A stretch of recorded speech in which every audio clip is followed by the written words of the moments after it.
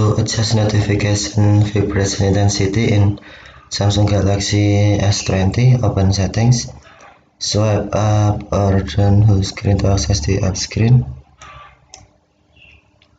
and then tap Settings.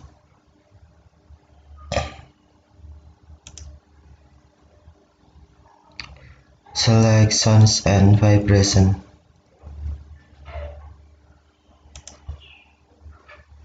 Scroll down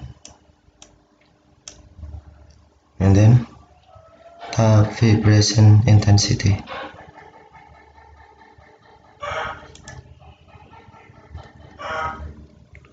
And then on notification bar, drag bar to the right to increase or drag to the left to decrease.